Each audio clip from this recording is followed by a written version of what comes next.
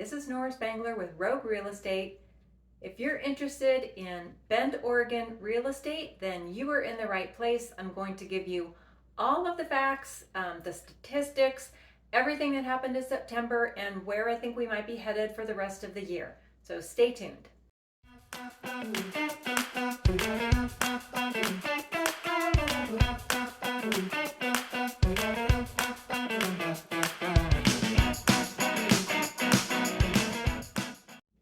Just a couple housekeeping items first. I apologize if you're a regular viewer of my channel.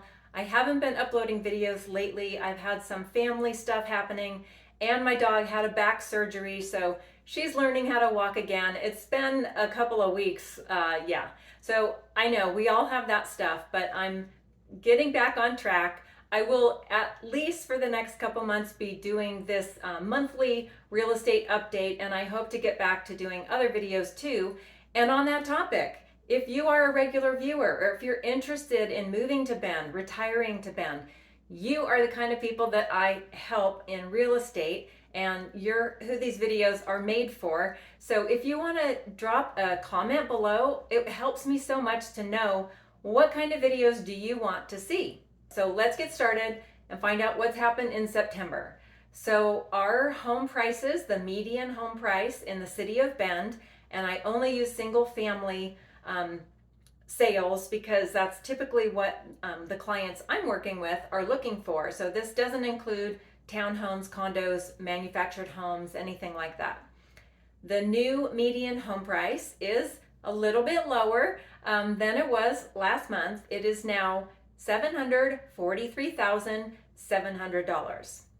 So it's coming down a little bit, but I don't want you to mistake that overall values are dropping, because they are not.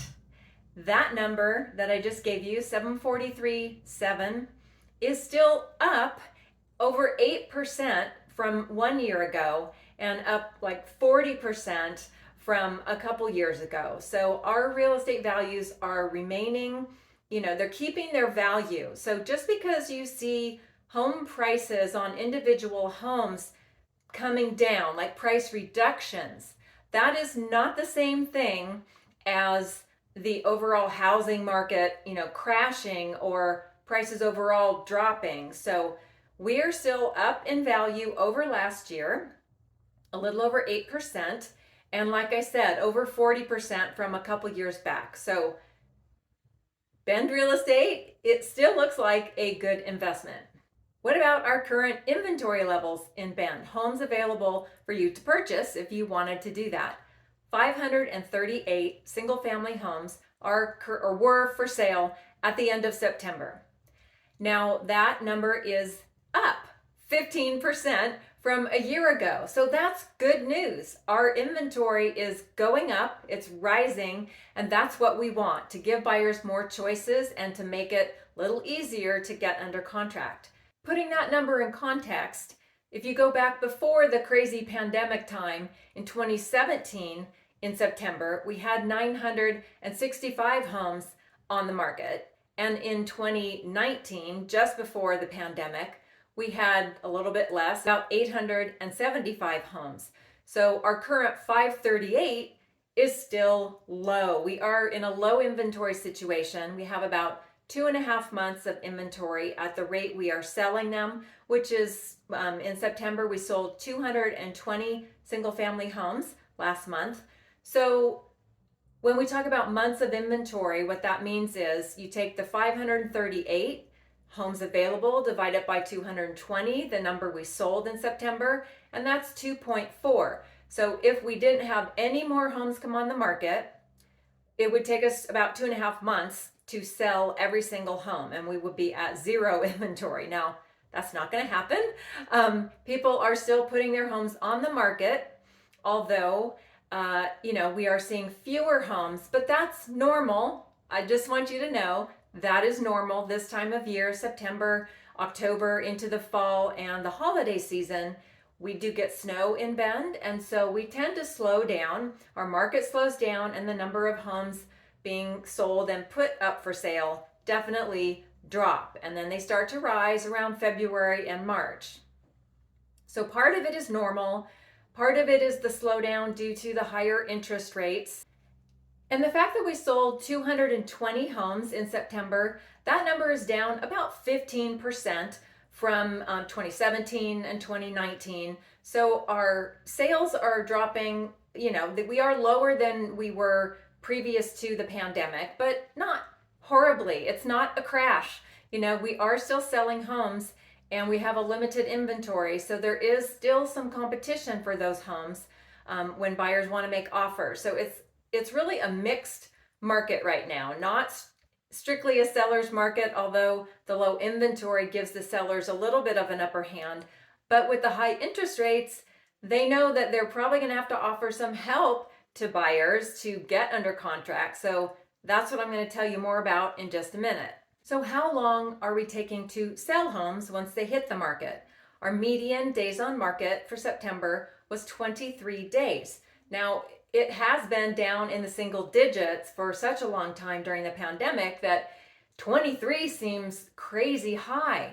But again, I want you to have historical context for this. So if you look back to 2017 and 2019, the years before the pandemic, this time of year, we were at about 24 or 29 days on market. So we are right there in the quote, normal range for days on market. This is a more normal selling process where buyers have some time to look at a home, and make a decision whether they want to write an offer or not.